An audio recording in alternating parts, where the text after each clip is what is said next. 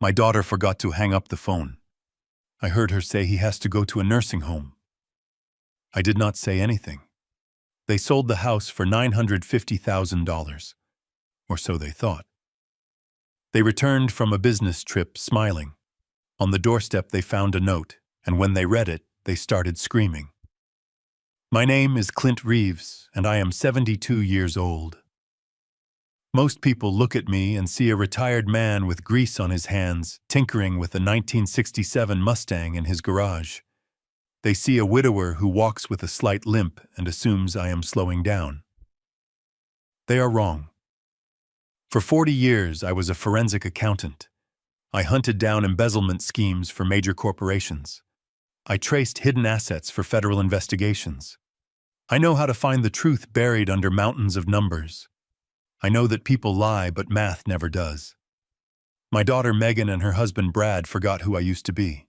They forgot that I made a living destroying people who thought they were smarter than me. It started on a Tuesday afternoon. The Seattle rain was hammering against the metal roof of my garage. It was the kind of gray day that makes your joints ache. Megan had borrowed my truck to run some errands because her luxury SUV was in the shop again. When she pulled into the driveway, she did not get out immediately. She sat there with the engine running. I was under the hood of the Mustang adjusting the carburetor.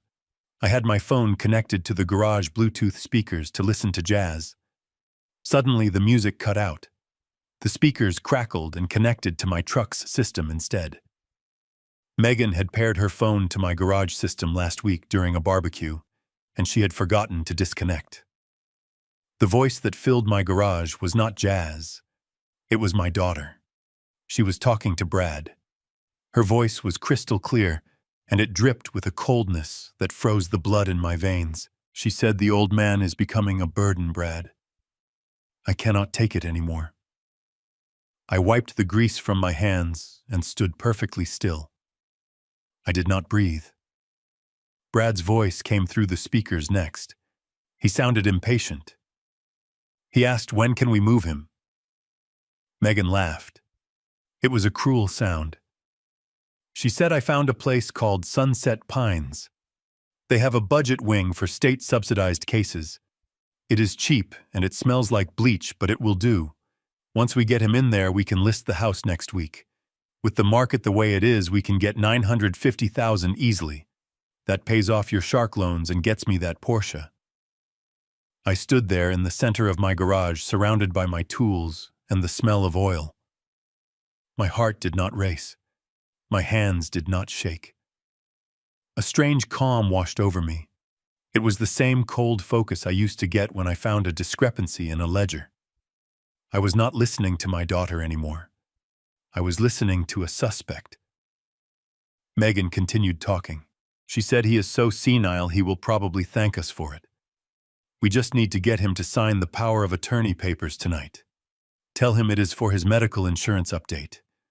He trusts me. He is pathetic."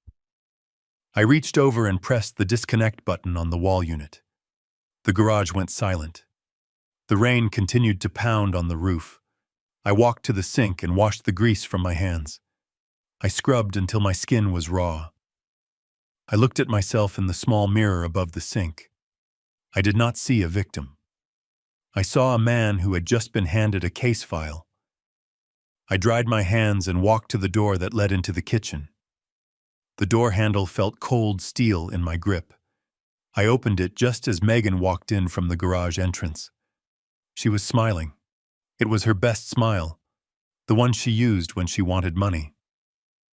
"Hi, Dad," she chirped. She put a grocery bag on the counter. "I bought those ribs you like for dinner. I thought we could have a nice family meal tonight." I looked at her. I looked for the little girl I taught to ride a bike. I looked for the teenager I comforted when she got her heart broken. She was gone. Standing in front of me was a predator in designer heels. I forced the corners of my mouth up. It was a mask I had worn 1,000 times in boardrooms. "That sounds delicious, sweetheart," I said. My voice was steady. "I am starving." She kissed my cheek. I felt nothing. The war had begun. Dinner that night was a masterclass in deception. We sat around the mahogany dining table that my late wife and I bought 30 years ago. The chandelier cast a warm glow over the roast beef, but the air was thick with tension. Brad sat across from me. He was 38 years old and wore a suit that cost more than his car. He was a mediocre stockbroker who thought he was a wolf of Wall Street. He poured himself a glass of my expensive Cabernet without asking. So Clint Brad started. He swirled the wine in his glass. Megan and I have been talking. We are worried about you. This house is so big. The maintenance must be exhausting for a man your age. I cut a piece of meat slowly. I chewed it thoroughly before answering. I am managing fine, Brad, I said. I like the space. It holds memories. Megan reached across the table and touched my hand. Her fingers were cold. Dad, we just want what is best for you. We found this lovely community. It is like a resort. You would have people your own age to talk to. You would not be so lonely. I looked at my grandson Leo. He was 10 years old and sitting at the end of the table pushing peas around his plate. He was the only innocent thing in this room. He looked up at me with sad eyes. Mom said you are going away, Grandpa, he whispered. Megan's eyes widened. She shot a glare at Leo that could cut glass. Grandpa is just going on a vacation, Leo, she said quickly. I smiled at Leo. Do not worry, sport. Grandpa is not going anywhere he does not want to go. I turned my gaze back to Brad. You mentioned a community. How much does this resort cost? Brad exchanged a glance with Megan. Well, that is the great part, Clint. It is very affordable. We can handle all the finances for you. In fact, we brought some paperwork for you to sign. Just routine stuff to help us manage your medical bills and property taxes, so you do not have to worry. He pulled a folder from his briefcase and slid it across the table. I did not open it. I knew exactly what was inside. It was a durable power of attorney. It would give them total control over my assets. It would let them sell this house and dump me in a state facility. I pretended to squint. I forgot my reading glasses upstairs. I lied. I am so tired tonight. My eyes are blurry. Leave it here. I will sign it in the morning. Brad looked annoyed. He tapped his finger on the folder. It is really important we get this done tonight, Clint. The notary is coming by early tomorrow. I yawned. A loud, exaggerated yawn. I am an old man, Brad. When the sun goes down, my brain turns off. I stood up. The roast was delicious, Megan. Thank you. I walked out of the dining room. I could feel their eyes drilling into my back. As I climbed the stairs, I heard Brad hiss. He better sign that damn paper tomorrow. We have the realtor coming at noon. I went into my bedroom and locked the door. I waited 5 minutes until I heard the television turn on downstairs. Then I moved. I did not go to bed. I went into my walk-in closet and pushed aside a row of winter coats. Behind them was a small safe. I spun the dial. Left to 20, right to 10, left to 5. The heavy door clicked open. I took out my laptop. This was not the computer I kept in the living room for checking emails. This was my work machine. Encrypted. Secure. I sat at my desk and opened the laptop. The screen glowed blue in the dark room. I cracked my knuckles. It was time for an audit. I logged into my bank accounts. I had added Megan to my checking account 2 years ago to help with groceries. That was a mistake. I pulled up the transaction history. My eyes scanned the lines of data. It was worse than I thought. It was not just groceries. There were withdrawals for $200 here, $300 there, small enough to go unnoticed if you were not looking.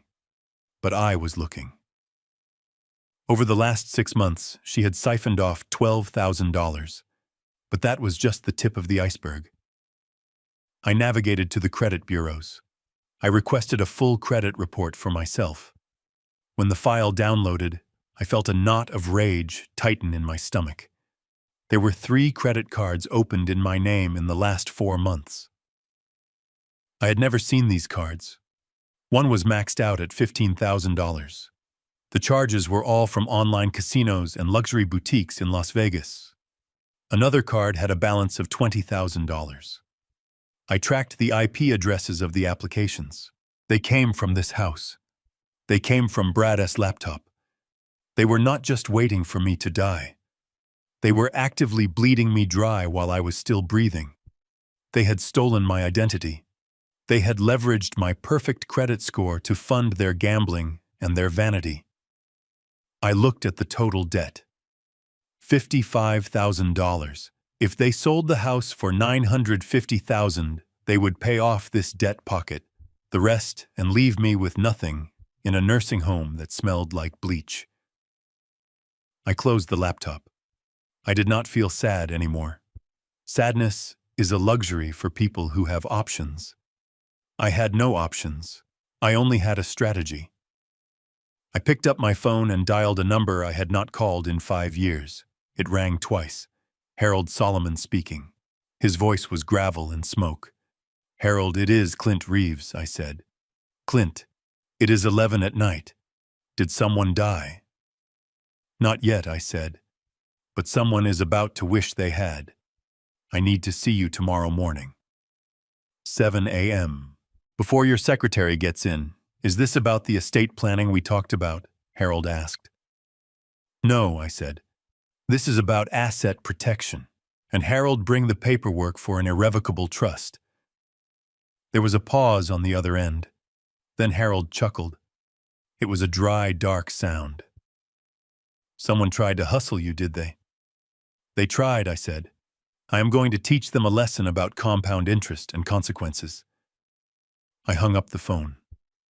I lay down on my bed, fully clothed. I stared at the ceiling. I did not sleep. I listened to the sounds of my house, the settling of the wood beams, the wind against the window. Tomorrow this house would no longer be mine, but it would never belong to them. The next morning, I left the house before the sun came up. I left a note on the kitchen counter saying I went for an early walk. I drove my truck to downtown Seattle. The city was waking up. Delivery trucks were double parked, and steam was rising from the manholes. I parked in front of the brick building that had survived the tech boom. Harold's office smelled of old paper and expensive cigars. He was sitting behind a desk that was large enough to land a plane on. Harold was my age, but he looked older. He had seen the worst of humanity in divorce courts and probate hearings. He poured 2 fingers of scotch into a crystal glass and slid it across the desk to me. "It is 7:15 in the morning, Harold," I said. He shrugged. "It is antiseptic. Drink it. You look like you have seen a ghost." "I saw a demon," I said. I took a sip. The liquid burned pleasantly. I told him everything. I told him about the Bluetooth call, the fake dinner, the forged credit cards, the gambling debts. Harold listened without interrupting. He tapped a gold pen against his notepad. When I finished, he leaned back in his leather chair. "So what is the play, Clint?" he asked. "Do you want to press charges? We have enough for fraud, identity theft, and elder abuse. I can have them in handcuffs by lunchtime." I shook my head. "No, handcuffs are too easy. They will play the victim.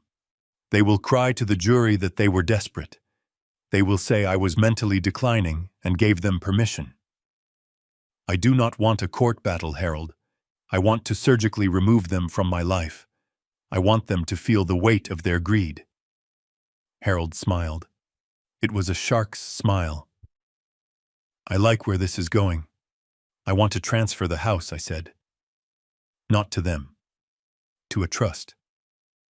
"An irrevocable trust," Harold nodded. "Beneficiary?" "Leo," I said. "My grandson. He is the only one who is innocent. I want the trust to be managed by you until Leo turns 25. "Done," Harold said, scribbling on his pad. But you know the rules, Clint. Once you move the asset into the trust, it is not yours anymore. You cannot sell it. You cannot borrow against it. And most importantly, they cannot touch it. Even if you die tomorrow, they get nothing. That is not enough, I said. I leaned forward. They are planning to sell the house next week. They think they have the power of attorney. Harold raised an eyebrow. So we let them think that. Exactly, I said. But I am going to beat them to it. I want to sell the house today. Harold stopped writing. You want to sell the house that is going into the trust. I want to sell the equity, I said. I want to do a cash-out sale to a private investment firm. You know the ones. They buy ugly houses for cash. Fast closing. No inspections. Red Shark Holdings. Harold said immediately. I know their VP. They are vultures. They will offer you 80% of market value. I do not care about the price, I said. I care about the speed. I want the money wired to the trust account within 48 hours. And the physical house, Harold asked. I will be gone, I said. The new owners can deal with the eviction. Harold started laughing. It was a deep belly laugh.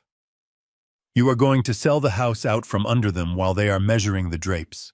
I am going to leave them with a lease they do not own for a house that is not theirs, paid for by credit cards that are about to be frozen, I said. Harold picked up his phone. I will call Red Shark. You start signing the papers. This is going to be a busy morning. I spent the next 3 hours signing my name. I signed over the title. I signed the trust documents. I signed the sale agreement with Red Shark Holdings. By 10 a.m., I no longer owned the home I had lived in for 30 years. I was technically homeless, and I had never felt more free. Harold walked me to the elevator. You are a cold son of a bitch, Clint, he said affectionately. I learned from the best, I said. One more thing, Harold said as the elevator doors opened. What happens when they come home and find the locks changed? I stepped into the elevator. I checked my watch. By the time they come home, the ink will be dry and I will be on a plane. But I will leave them a note. I would hate for them to be confused. I drove back to the house. It was 11 a.m. Megan was in the kitchen drinking a kale smoothie. She looked up when I walked in. Did you have a nice walk, Dad? She asked. She sounded cheerful. It was enlightening, I said. I walked past her to the stairs. Dante! Forget the realtor is coming at noon, she called out. We need to tidy up your room. I paused on the stairs. My hand gripped the banister. Do not worry, sweetheart, I said. By the time I am done, my room will be completely empty. She thought I meant cleaning. She had no idea I meant erasing my existence. I went upstairs and pulled my suitcase from the closet. I did not pack clothes. I packed the photos of my wife. I packed my military medals. I packed Leo S. drawings. Everything else was just stuff. And stuff can be replaced. Dignity cannot. I heard the doorbell ring at noon. It was the realtor. I heard Megan's fake laugh echoing from the foyer. Oh yes, he is just upstairs. He is so excited to move to the new community. I snapped my suitcase shut. The sound was like a gunshot in the quiet room. I walked to the window and looked out at the bay. The water was gray and choppy. It was a perfect day for a funeral. And today I was burying my relationship with my daughter. I took the bottle of heart medication from my nightstand, the one they had refilled yesterday. I opened it and poured the pills into my hand. They were blue. My heart medication was white. Xanax, I whispered. High dose. They wanted me to sleep through the open house. They wanted me drooling in a chair while they sold my life to the highest bidder. I walked into the bathroom and flushed the blue pills down the toilet. I watched them swirl away. Then I went back to the bedroom and sat in the chair by the window. I waited. I was not the prey anymore. I was the hunter, and the trap was set. The morning sun hit the kitchen island, but it brought no warmth. I sat there with a mug of black coffee watching the steam rise and disappear. It was the day after I had sold my own house out from under my feet, but to the two people sitting across from me, I was still just the confused old man who needed to be managed. Megan and Brad were vibrating with a nervous energy that they tried to disguise as excitement. It was the kind of energy sharks have when they smell blood in the water. Megan slid a stack of glossy brochures across the marble countertop. They fanned out perfectly, like a winning hand of poker cards. The top one featured a photo of a silver-haired couple laughing while holding tennis rackets. The words "Sunset Pines Luxury Senior Living" were printed in gold foil script that caught the light. It looked expensive. It looked exclusive. It looked like a lie. "Look at this," Dad Megan said. Her voice was too loud for the quiet kitchen. "We made some calls this morning and pulled some strings. Sunset Pines usually has a 2-year waiting list, but because Brad knows the director, they are willing to make an exception for you." I picked up the brochure. The paper felt heavy and slick. I opened it and pretended to study the amenities. I saw photos of a manicured garden, a generic library with fake books, and a dining hall that looked suspiciously like a high school cafeteria with better lighting. I knew exactly what Sunset Pines was. I had audited their parent company 10 years ago. They were a volume business. They packed seniors into small rooms, sedated them with cheap medication, and drained their bank accounts until the checks bounced. Then they moved them to the state ward. It was a warehouse for the unwanted, not a resort. "It looks very fancy," I said slowly, allowing a tremor to enter my voice. "Is it expensive? I do not want to be a burden on you two." Brad took a bite of his bagel and chewed aggressively. "Don't worry about the money, Clint. We have run the numbers.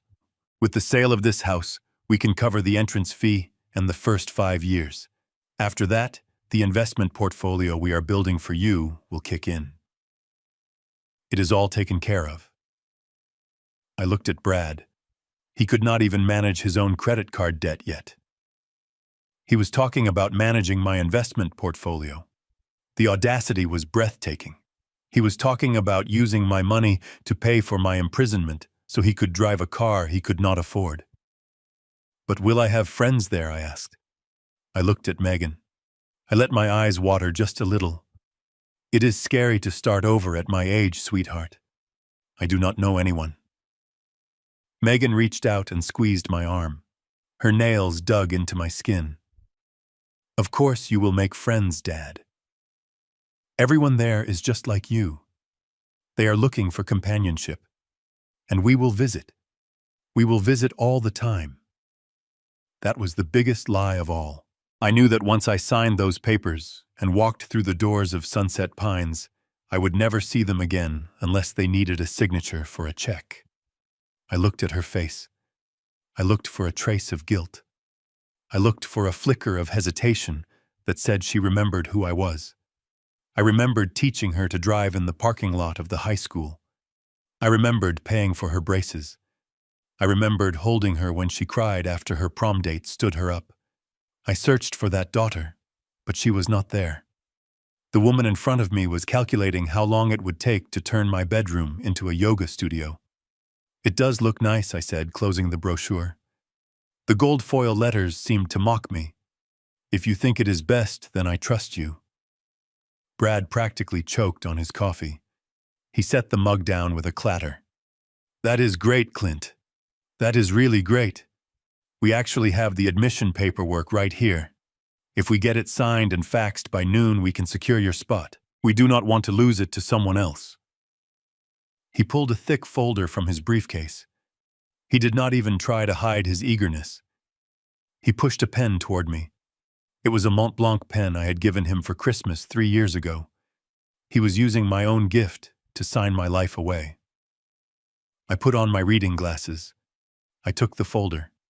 I opened it to the signature page. My eyes scanned the legal jargon. It was standard predatory language. It gave them full medical power of attorney and full financial guardianship. It authorized the immediate liquidation of assets to cover care costs. It was a death warrant for my freedom. "I need to read this carefully," I said. "You know how I am. Old habits from the accounting days." Megan's smile faltered for a second. "Dad, it is just standard boilerplate. We already read it." I smiled at her. "I know, pumpkin. But indulge an old man. I will just take this to the study for 10 minutes. I want to make sure I understand the visitation rights." I stood up and walked to my study before they could protest. I closed the door and locked it. My heart was beating slow and steady. I moved to my desk. In the top drawer sat a folder that looked identical to the one Brad had given me. I had prepared it last night with Harold. The documents inside my folder were masterfully crafted forgeries. They looked exactly like the Sunset Pines admission forms. They had the same letterhead, the same font, the same legal formatting. But the content was gibberish. The clauses canceled each other out. The power of attorney granted authority over a bank account that had been closed in 1995. The medical proxy was assigned to a Mr. Donald Duck. It was a legal nullity, a joke. I swapped the documents. I put the real forms in my shredder and watched them turn into confetti.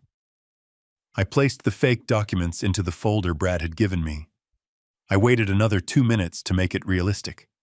I checked my reflection in the window. I fixed my collar. I needed to look defeated. I needed to look like a man who had given up. I unlocked the door and walked back to the kitchen. Megan and Brad were whispering furiously. They stopped abruptly when I entered.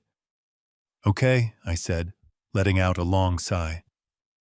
I sat down heavily. I read it. "It seems fair." Megan let out a breath she had been holding. She uncapped the pen for me. "Just sign by the yellow tabs, Dad." I took the pen. I hesitated. My hand hovered over the paper. I saw them lean in. Their eyes were wide and hungry. They were physically leaning toward the paper as if their will could force the ink to flow. "Are you sure this is the right thing?" I asked softly. "Yes, Dad," Megan said. Her voice was tight. "It is the only way." I lowered the pen. I signed my name. Clint Reeves. The letters were loops of blue ink. With each stroke I felt a chain breaking. I signed the financial agreement. I signed the medical waiver. I signed the release of liability. "There," I said, capping the pen. "It is done." Brad snatched the folder away before the ink was even dry. He flipped through the pages, checking every signature. He looked like a man who had just won the lottery. "Perfect," he said. "This is perfect. I will fax this over right now." Megan stood up and hugged me. It was a stiff, awkward hug. "You made the right choice, Dad. You are going to be so happy there." "I am sure I will be," I said. "I am sure it will be an adventure." She pulled away and looked at her watch. "Oh, look at the time. We need to get ready. Our flight to Vegas leaves in 4 hours. We have that big client meeting." "A client meeting," I repeated. "Of course, you two work so hard." "We will be back on Monday," Brad said, shoving the folder into his briefcase. "We will help you pack then. You can move in on Tuesday." "Tuesday," I said. "That sounds fine." I watched them scramble out of the kitchen. They were already celebrating. I could hear them in the hallway. Brad was laughing. Megan was talking about champagne. They were so blinded by their greed that they never questioned why I surrendered so easily. They never asked why a man who spent 40 years catching liars would fall for such a clumsy con. I picked up my cold coffee and walked to the sink. I poured it down the drain. The black liquid swirled away. I rinsed the cup and placed it in the dishwasher. "Tuesday," they said. On Tuesday, they would come back to move me into a nursing home. But on Tuesday, I would be sitting on a beach in Costa Rica, and they would be standing on the curb with a worthless piece of paper and a lock they could not open. I went to the living room and sat in my armchair. I looked around the room. I had built these bookshelves. I had laid this hardwood floor. I loved this house, but I loved my dignity more. And seeing the look on their faces when they realized they had been played, that was worth more than any real estate. I closed my eyes and listened to the sound of them packing their suitcases upstairs. They were packing for a victory lap in Las Vegas. They had no idea they were packing for their own funeral. Let them have their weekend. Let them drink their expensive champagne and toast to their brilliance. The hangover was coming, and it was going to be brutal. The storm outside had intensified, matching the turmoil that should have been raging inside me. But I felt no turmoil. I felt only a cold, clinical detachment. It was 8 o'clock in the evening.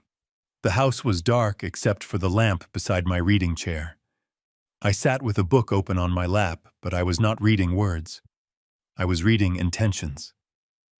Megan walked into the room. She was moving quietly, almost like a ghost. She carried a silver tray with a glass of water and a small paper cup. It was the same routine we had followed for 3 years since my heart attack. Every night at 8, she brought me my medication. It used to be an act of love. Tonight, it was an act of war. "Here you go, Dad," she said softly. Her voice had that sickeningly sweet tone she had adopted since I signed the papers. "Time for your heart medicine. You need to be strong for the big move on Tuesday." I looked at the tray. I looked at her hands.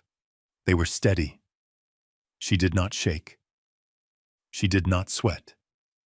She was handing her father a chemical leash, and she did not even blink. I reached out and took the small paper cup. Inside rolled a single white pill. It looked exactly like my usual beta blocker. Same size, same shape, same chalky white color. To the untrained eye, it was identical. But I do not have an untrained eye. I spent 40 years looking for the one number in a spreadsheet of millions that did not belong.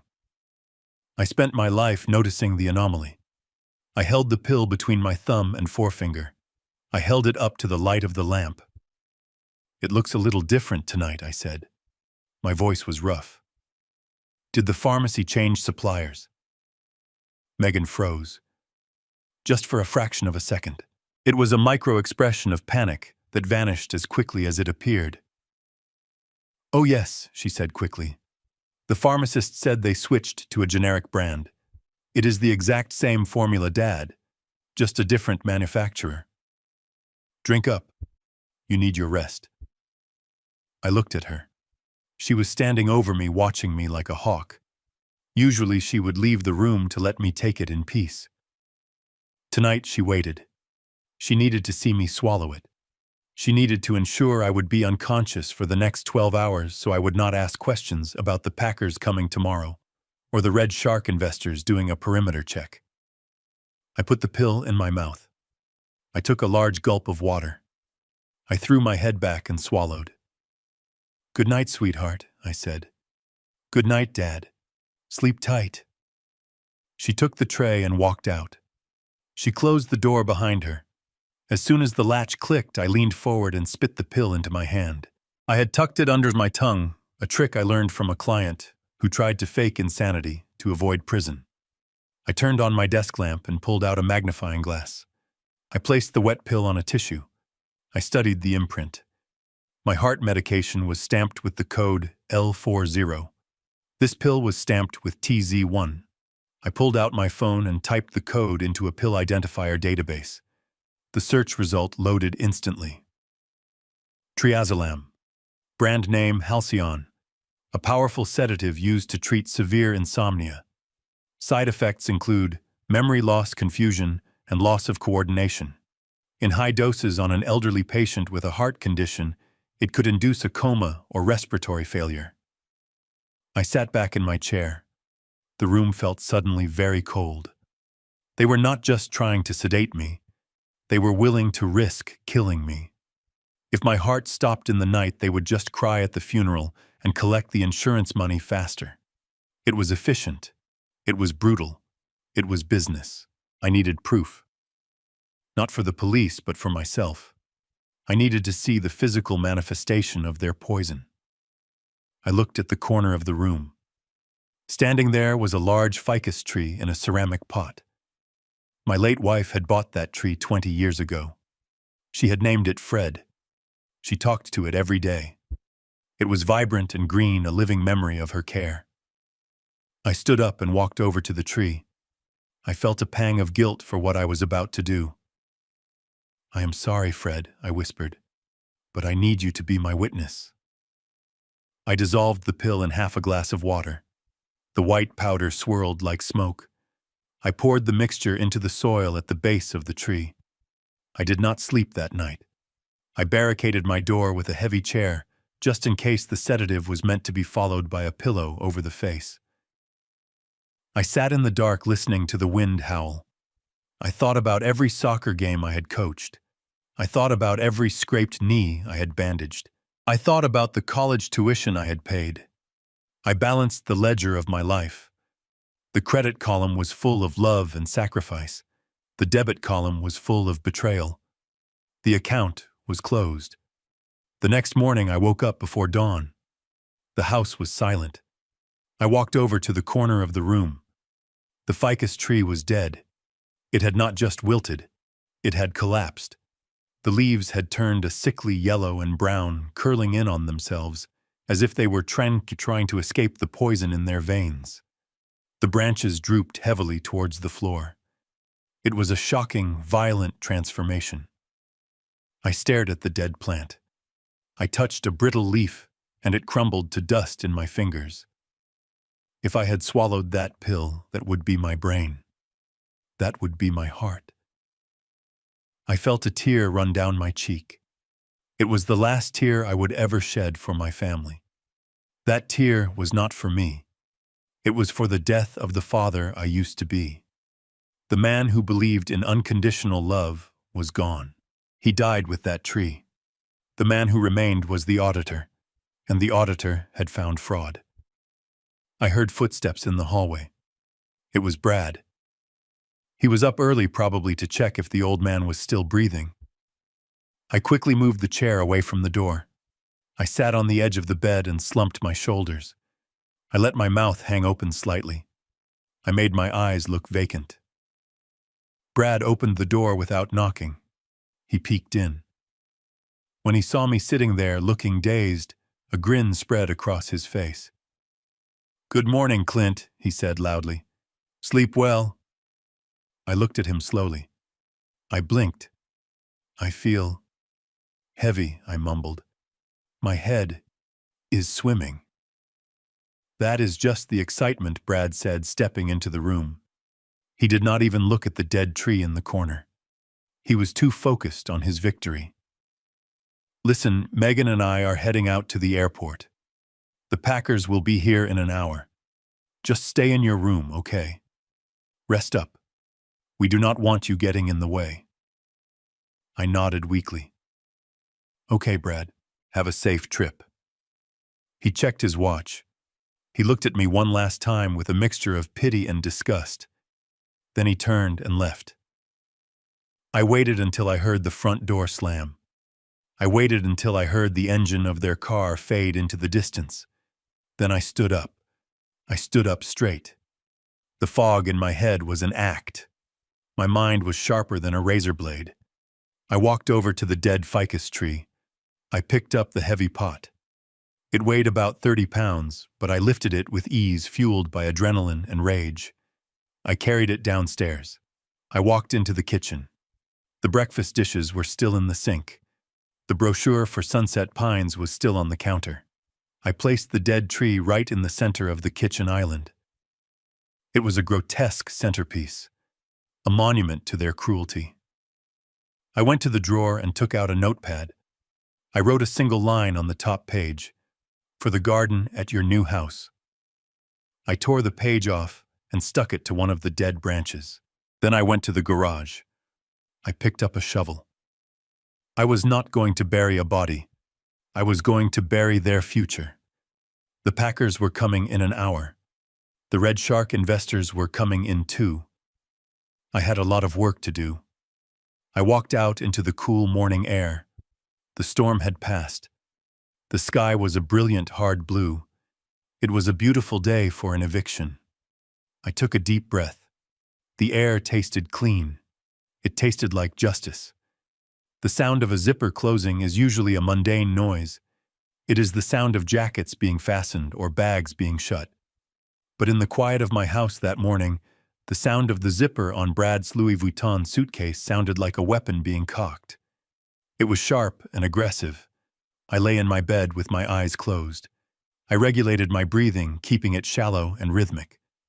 To the observer, I was an old man in a deep chemical sleep, induced by the pill they thought I had swallowed the night before. To me, I was an undercover agent in the final minutes of a sting operation. My bedroom door was slightly ajar. I could hear their footsteps pacing frantically in the hallway.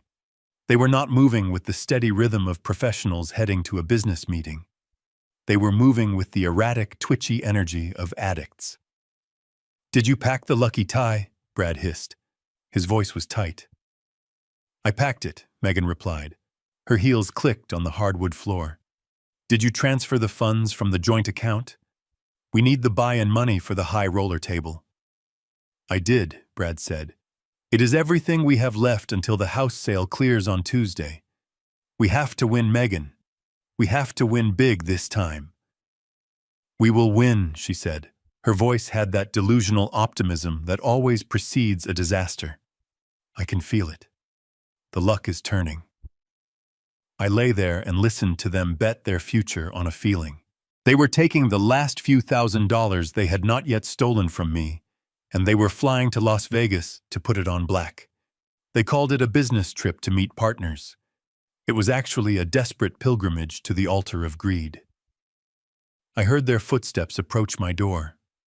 I relaxed my facial muscles. I let my mouth fall open slightly. I slowed my breathing even more.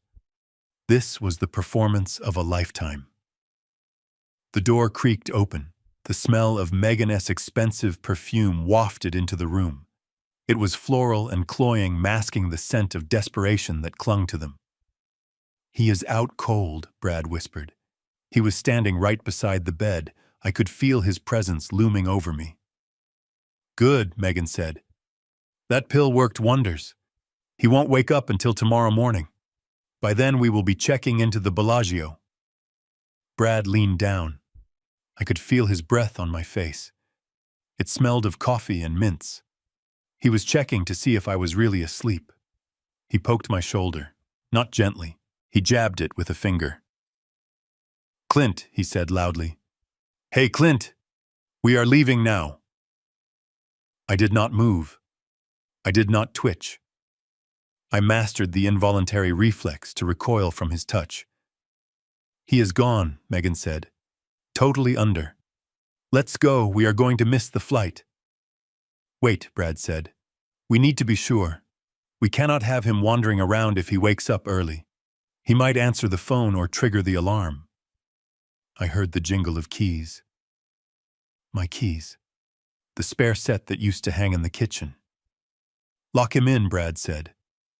I felt a surge of cold rage in my gut. Locking an elderly man in a room without access to water or a bathroom is not just cruel. It is criminal. It is a felony. But I kept my eyes closed. I needed them to commit the act. I needed the final piece of evidence that they had ceased to view me as a human being. I heard them step out of the room. The door closed with a soft thud. Then came the sound that sealed their fate. Click. The deadbolt slid into place. They had locked me in my own bedroom in the house I had built with my own money. They had imprisoned me like a dangerous animal. "Test it," Megan said. I heard the doorknob rattle. It held fast. "Perfect," she said. "Let's go." I listened to their footsteps retreat down the hallway. I heard them descending the stairs. Their voices faded into the distance, replaced by the sounds of luggage wheels rolling across the floor. I lay there for another 3 minutes. I counted the seconds. 180. 181. I heard the front door open and close. I heard the beep of the car alarm disarming. I heard the engine of the rental car roar to life. It was a muscle car. Brad always rented muscle cars to compensate for his lack of power in the real world. The car backed out of the driveway. The engine revved aggressively as they sped down the street. The sound grew fainter and fainter until it was swallowed by the ambient noise of the neighborhood. They were gone. I opened my eyes. The room was bathed in the morning light. It looked the same as it had 5 minutes ago, but the air felt different. The air felt lighter. The heaviness of their presence was gone. I sat up. I did not stretch. I did not rub my eyes. I moved with the precision of a soldier. I swung my legs over the side of the bed and stood up. I walked to the window and looked out. The street was empty. I turned to the locked door. They thought the lock would hold me. They forgot that I was the one who installed these locks 20 years ago. They forgot that paranoid men always leave themselves an exit strategy. I walked to the bookshelf in the corner of the room. I reached behind the row of accounting textbooks and pulled out a small thin metal tool, a tension wrench. I had kept a lock-picking set in this room since the day Megan moved back in. I walked to the door. I inserted the tool into the keyway. It took me 4 seconds. I felt the pins set. I applied a slight pressure. Click. The lock disengaged. I turned the knob and opened the door. I walked out into the hallway. The house was silent. It was a tomb. But it was about to become a construction site. I went back into my room and picked up my phone. It was fully charged. I dialed the first number on my list. It was the foreman of the moving company. "This is Clint Reeves," I said. My voice was steady and commanding. "The house is empty. The tenants have vacated. You have the green light." "Copy that, Mr. Reeves," the foreman said. "We are 5 minutes out."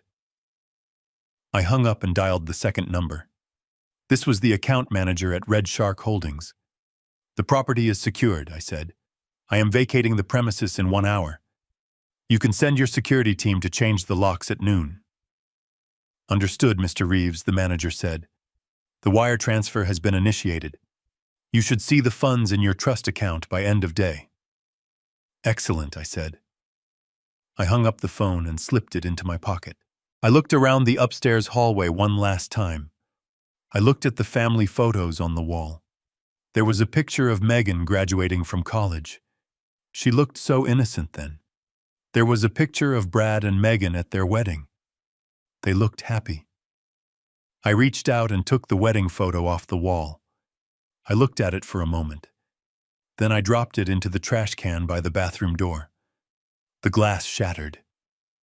I did not feel sad. I felt efficient. I was clearing the ledger.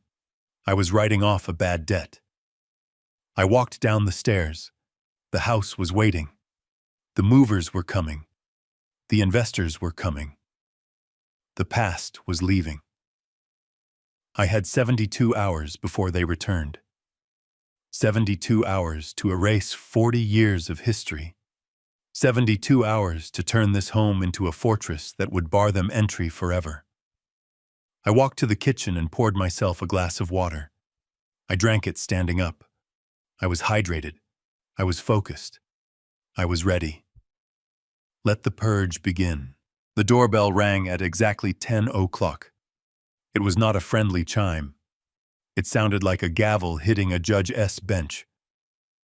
I smoothed the front of my shirt and walked to the door. Standing on the porch was a man who looked like he had been manufactured in a boardroom. He wore a charcoal suit that cost more than my first car, and his eyes were scanning the property line before he even looked at me. "Mr. Reeves," he said, extending a hand that felt like cold marble. "I am Mr. Sharp from Red Shark Holdings. Harold said you were ready to do business." I shook his hand briefly. I am ready if you have the check, I said. Mr. Sharp smiled. It was a thin, practiced smile that did not reach his eyes. We do not use checks, Mr. Reeves. We use wire transfers. Instant verified funds. Shall we take a look at the asset? He called my home an asset. Not a house, not a home, just a line item on a balance sheet. I stepped back and let him in. He walked into the foyer and immediately pulled out a tablet. He started tapping the screen, making notes. He did not take off his shoes. I walked him through the living room. The movers were already working in the background, silently wrapping my furniture in thick blue pads. Mr. Sharp ignored them. He walked to the fireplace. It was a custom stone hearth I had built with my own hands 20 years ago. I remembered the summer I built it. Megan was 15. She had sat right there on the rug reading magazines while I mixed the mortar. She had told me about a boy she liked. I had listened and wiped sweat from my forehead, feeling like the luckiest father in the world. Mr. Sharp tapped the stone with his pen. Granite, he muttered. Dated but durable. We will probably paint over it. Whitewash is trending right now. I felt a muscle twitch in my jaw. He was going to paint over the stone I had handpicked from the quarry. He was going to erase the sweat and the memory. I said nothing. I just nodded. We moved to the kitchen. This was where my wife and I had cooked 1,000 meals. This was where we had danced to the radio while the dishwasher hummed. Mr. Sharp opened the cabinet doors and checked the hinges. He turned on the faucet and watched the water drain. Plumbing seems adequate, he said. The cabinetry is oak, heavy grain. We will rip this out. Open concept is what buyers want. We will knock down this wall. He pointed to the wall where I had hung my wife's favorite painting. The painting was gone now, packed in a crate headed for storage. But the ghost of it was still there. He wanted to knock it down. He wanted to turn my sanctuary into a generic showroom. I looked at him. I looked at this man who saw only square footage and potential yield. The house is being sold, as is Mr. Sharp, I said. My voice was flat.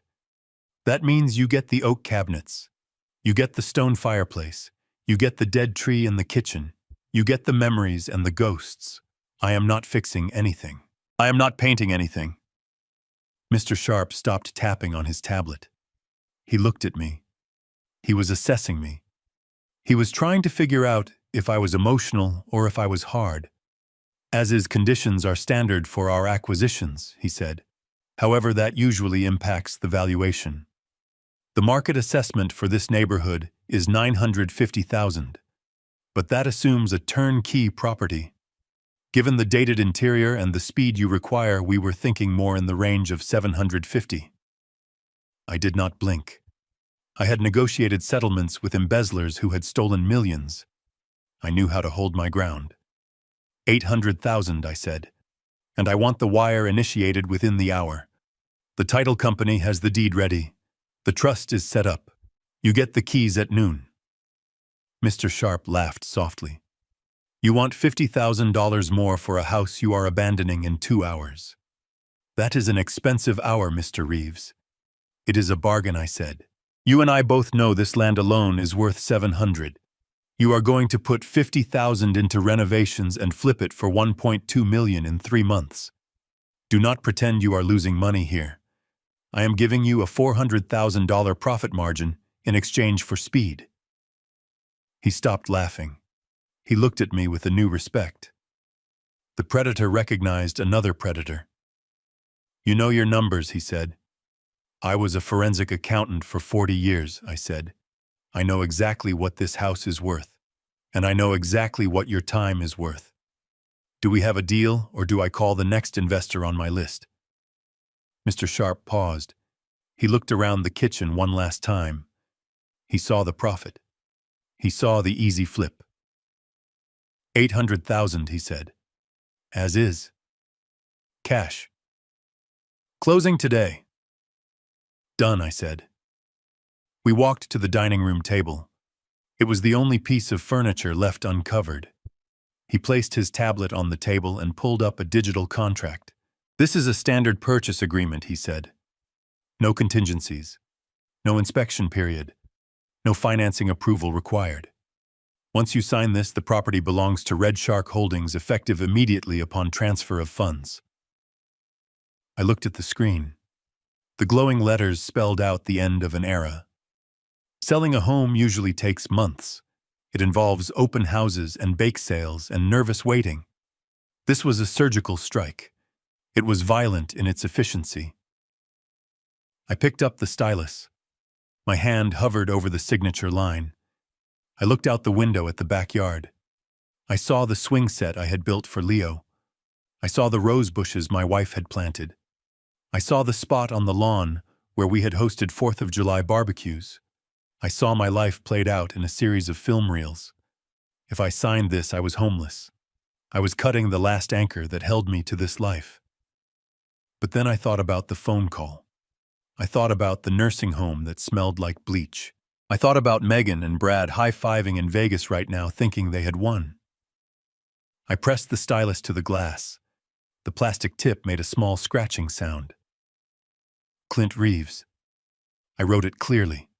I did not rush. I wanted to feel every letter. Mr. Sharp tapped the screen and spun the tablet back around. He tapped a few more buttons. "I am authorizing the wire now," he said. "It is going to the trust account managed by Harold Solomon. Is that correct?" "That is correct," I said. He tapped the screen one last time. "Sent," he said. "You should receive confirmation from your attorney in a few minutes." My phone buzzed in my pocket. It was a text from Harold. "Funds received. The trust is funded. The house is gone. You are a free man, Clint." I looked at the text. $800,000. It was a number, a large number, but it felt small compared to what I was leaving behind. Yet it was necessary. This money was not for me. It was for Leo. It was a shield to protect him from the people who were supposed to love him. "Thank you, Mr. Sharp," I said. I handed him the keys. "These are the masters. They opened the front door, the back door, and the garage." Mr. Sharp took the keys. He jangled them in his hand. The sound was jarring. "We will have our security team here at noon to install the smart locks," he said. "You have until then to vacate." "I am leaving now," I said. "The movers are taking the last box." I walked to the door. Mr. Sharp was already on his phone talking to a contractor about demolition. He did not watch me leave. I was just a vendor to him. I stepped out onto the porch. The air was cool. I walked down the steps. I did not look back. I knew that if I looked back, I might crack. I might remember the Christmas wreaths on that door. I might remember the way my wife used to wave to me from that window when I came home from work. I walked to the curb where the taxi was waiting. The driver was a young man with headphones on. He popped the trunk.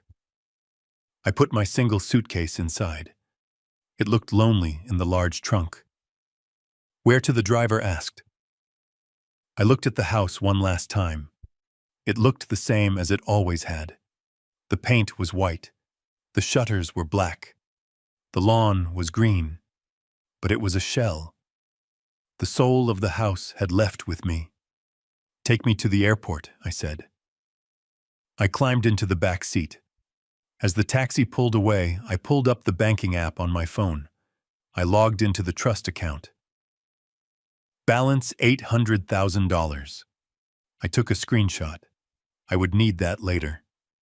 I opened my email and composed a message to the utility companies. I canceled the electricity. I canceled the water. I canceled the gas. Effective immediately. When Brad and Megan came home, they would not just be locked out. They would be in the dark. I leaned back against the seat. My heart was beating slowly, rhythmically. I checked my pulse. 60 beats per minute. I was not a victim. I was a man who had just completed the biggest transaction of his life. I had traded a house made of wood and brick for a legacy of truth. The taxi merged onto the highway. The city of Seattle sped by in a blur of gray and green. I closed my eyes. I was tired. But it was a good tired. It was the exhaustion of a man who had cleaned out the rot from his foundation. I was homeless. I was alone. And for the first time in years, I was safe. The shark had eaten the bait. Now all I had to do was wait for the trap to snap shut. The foreman of the moving crew was a man named Mike. He looked like he could lift a piano with one hand, but he had the gentle eyes of a man who had seen too many broken homes. He stood in my foyer holding a clipboard waiting for orders. Behind him stood 6 men ready to strip the flesh off the bones of my house. I looked at Mike. I did not see a mover. I saw an executioner. And I was the judge giving the order. "There are 2 destinations, Mike," I said. I handed him a color-coded floor plan. Everything marked in green goes to the climate-controlled facility in Bellevue. High security, white glove handling. That is the legacy vault. "And the red items?" Mike asked, tapping the clipboard with a thick finger. "The red items go to the self-storage unit on Industrial Way," I said. "The one next to the rendering plant.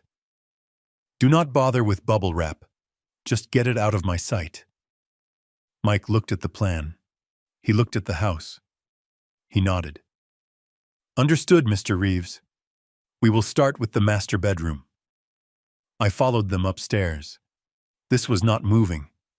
This was a surgical separation of a tumor from a healthy body. The tumor was the accumulation of greed and entitlement that Megan and Brad had brought into this house. The healthy body was the memory of my wife and the future of my grandson.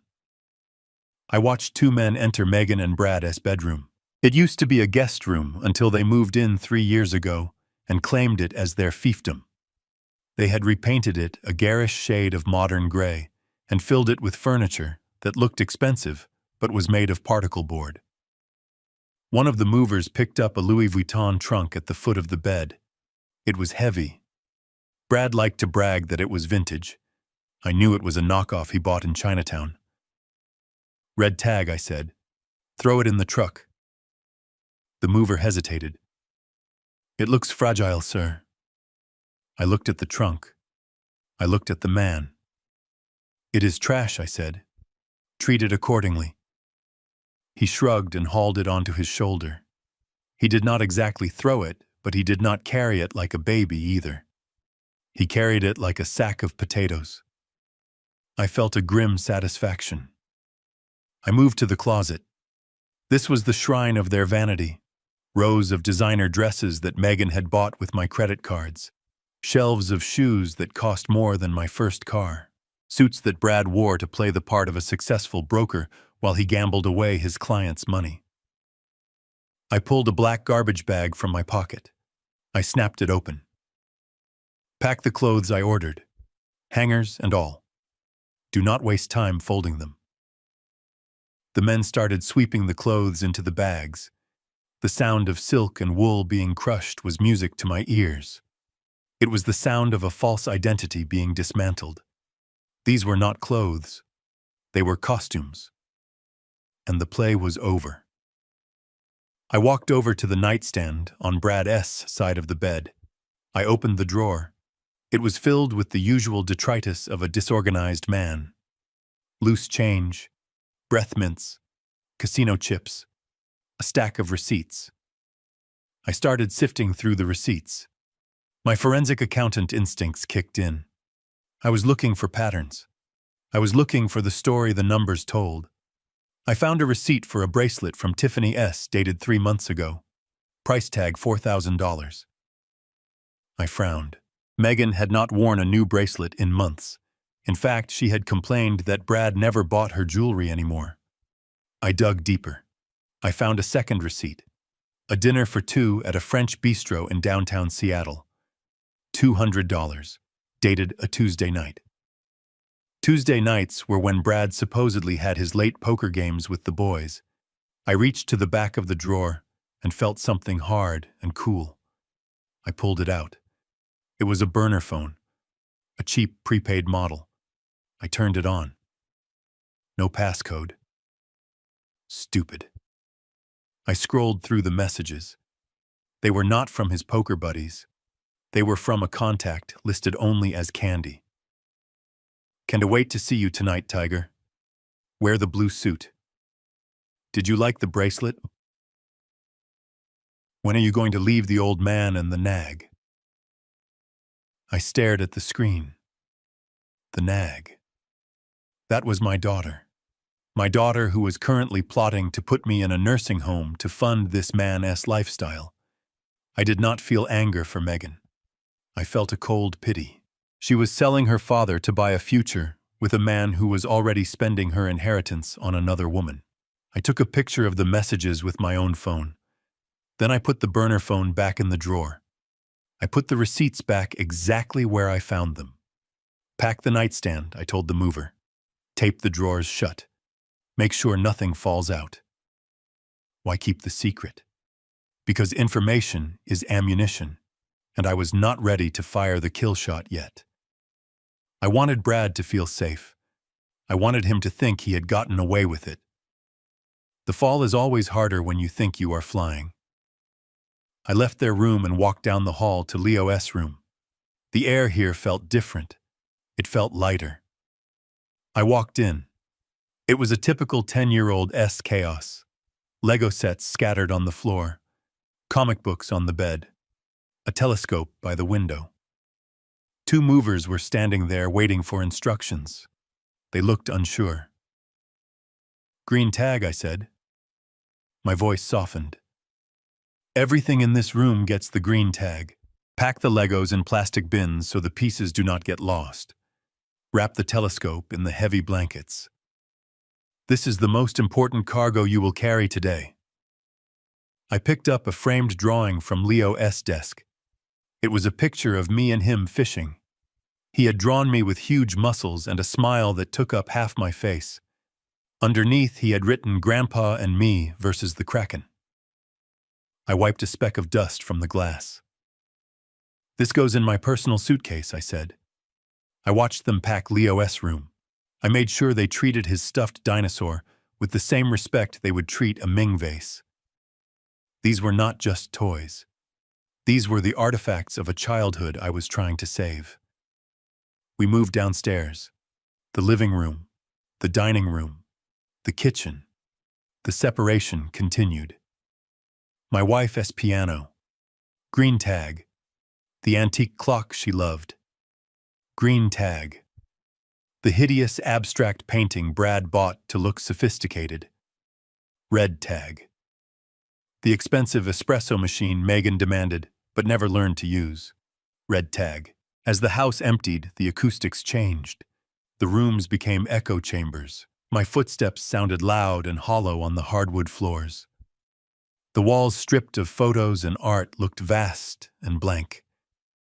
It was starting to look like a house again, not a home, just a structure of wood and drywall. I walked into the kitchen. The dead ficus tree was still sitting on the island. The note I had written fluttered slightly in the draft from the open door. Mike the foreman walked in. He wiped his forehead with a rag. That is the last of it, Mr. Reeves. The green truck is sealed and heading to Bellevue. The red truck is loading the final boxes now. He looked at the dead tree. You want us to take that too? I looked at the withered brown leaves. No, I said. Leave it. It is a housewarming gift for the new owners. Or a warning. Mike nodded. He did not ask questions. He handed me a clipboard. Sign here. And here. I signed. The ink was black and permanent. You know, Mr. Reeves, Mike said, tearing off the carbon copy. I have moved a lot of people. Divorces, bankruptcies, witness protection. I have seen it all. But I have never seen anyone clean a house this thoroughly. It is like you were never here. That is the point, Mike, I said. I was never here. This is a ghost ship. He handed me the receipt. Good luck, sir. I watched the trucks pull away. One turning left toward the secure facility, one turning right toward the dump. It was a metaphor for my family. One path led to preservation. One path led to rot. I stood alone in the empty living room. The sunlight streamed in through the uncurtained windows, illuminating the dust motes dancing in the air. I walked to the fireplace. I ran my hand along the cold stone. I remembered the warmth of the fires we used to build. I remembered the Christmas stockings. I remembered the laughter. I closed my eyes and let the memories wash over me one last time. Then I visualized a heavy steel door slamming shut on them. I opened my eyes. The warmth was gone. The room was just geometry and physics. I walked to the front door. I stepped out onto the porch. The Red Shark security team was pulling into the driveway. They were carrying drills and boxes of smart locks. I did not wait to greet them. I had already given the keys of revengestory to Mr. Sharp. My business here was concluded. I walked down the steps. I did not look back at the house. I looked at the sky. It was vast and indifferent. I had stripped the house of everything that mattered. I had salvaged the good and discarded the bad. I had found the evidence of their betrayal, and I had secured the legacy of my love. I climbed into the waiting taxi. "Airport," I said. As we drove away, I took out my phone. I looked at the photo of the text messages on Brad's burner phone. "Can't wait to see you tonight, Tiger." I smiled. A cold, humorless smile. "Wait until you see what I have waiting for you, Brad," I whispered. "You are going to wish you were in a cage with a real tiger." The house was empty, but the game board was full, and I had just made the most aggressive move of the match. The sound of a power drill biting into the solid oak doorframe was violent and loud. It echoed through the empty foyer like a scream. I stood in the center of the living room watching the Red Shark security team work. They were not carpenters. They were technicians who moved with military precision. They wore gray uniforms and carried tool belts that looked more like weapon holsters. The lead technician was a man named Miller. He had a scar running down his neck and eyes that did not blink often enough. He was installing a biometric smart lock on the front door. It was a sleek block of black steel that covered the holes where my vintage brass handle used to be. That brass handle had been polished by my wife's hands for 20 years. Now it was in a landfill, and in its place was a machine that required a fingerprint or a 12-digit code to grant access. Miller turned to me. "The system is live, Mr. Reeves. We have installed reinforced strike plates on all exterior doors. The windows have been fitted with shatter sensors. The motion detectors in the hallway are calibrated to ignore anything under 40 pounds, so a stray cat won't trigger it, but a human being definitely will." I nodded. "And the police connection. Direct link," Miller said. He tapped a tablet in his hand. "If the alarm is tripped, the signal bypasses the monitoring center and goes straight to the precinct dispatch. Response time in this neighborhood is under 4 minutes. It is a silent alarm. The intruder will not know the police are coming until they see the lights." I looked at the black keypad. It glowed with a faint, menacing red light. It was not just a lock. It was a trap. When Megan and Brad tried to use their old keys, they would not just find a locked door. They would trigger a sequence of events that would end in handcuffs. "Set the master code," I said. Miller handed me the tablet. I typed in a number. It was the date of my wedding anniversary. The one date Megan had forgotten for the last 10 years. The machine beeped once to accept it.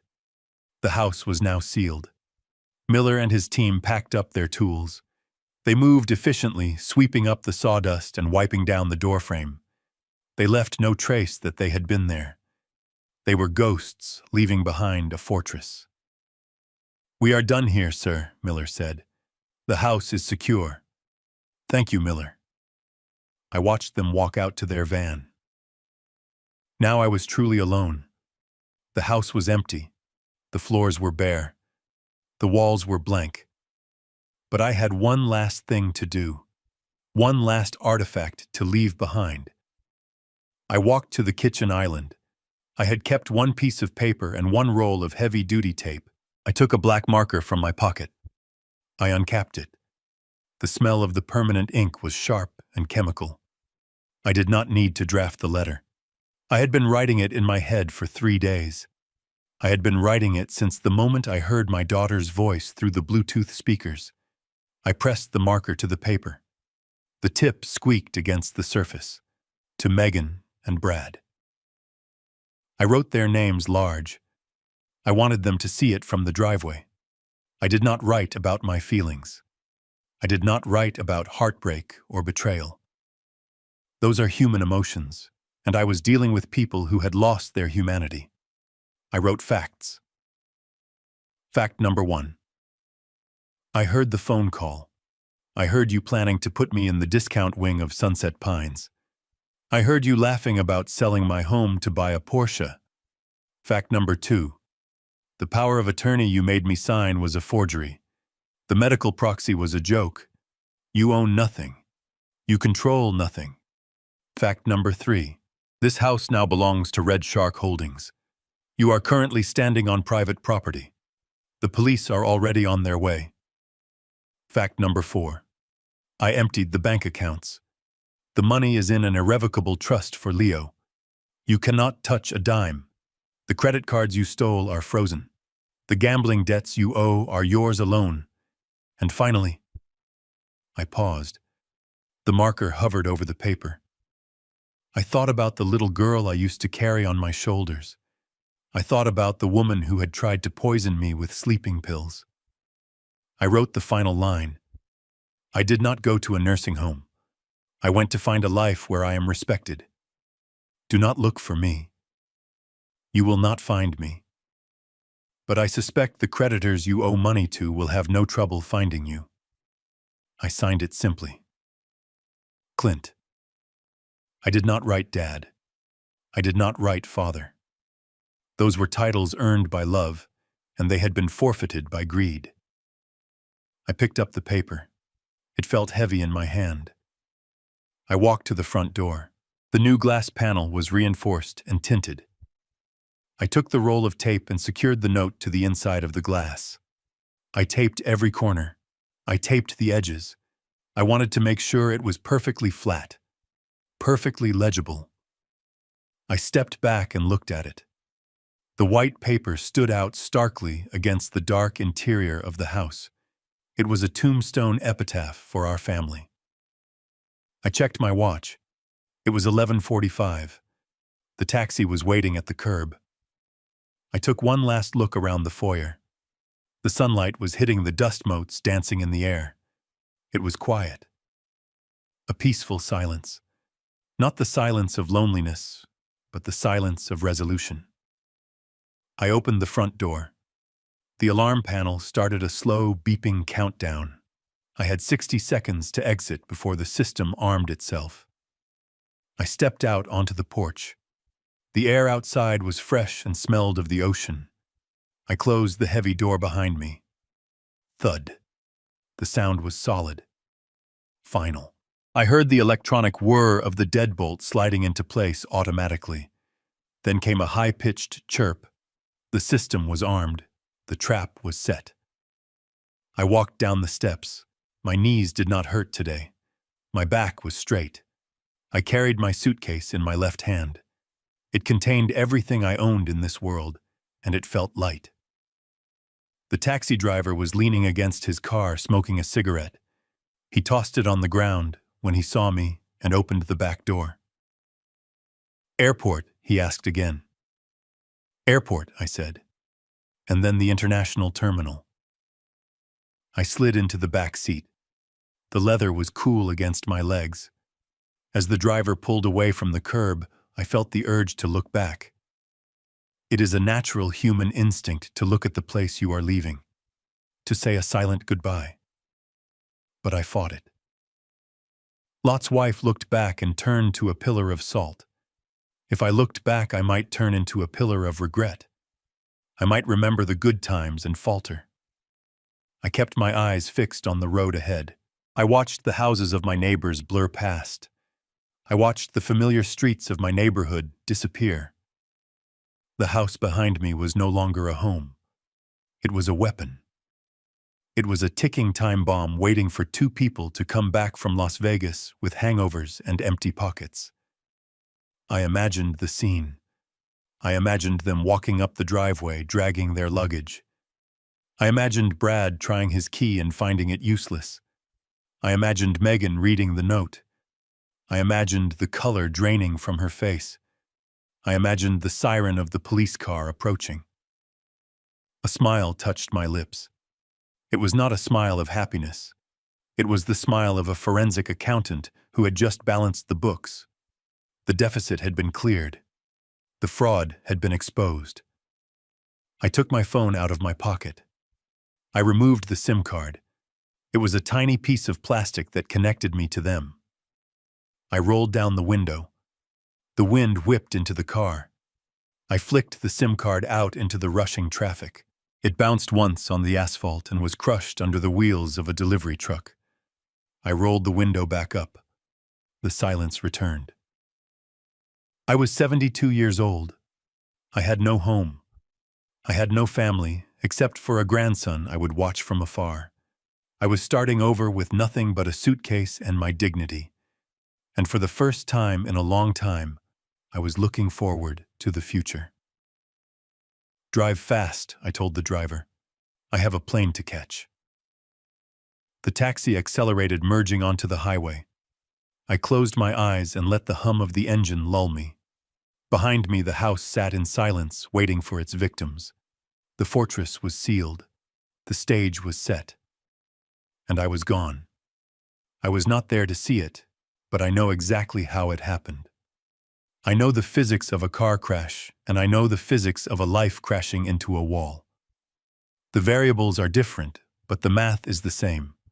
When high-velocity entitlement meets an immovable object, the result is always catastrophic.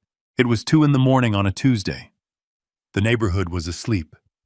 The streetlights cast long orange shadows on the pavement. The only sound was the distant hum of the highway.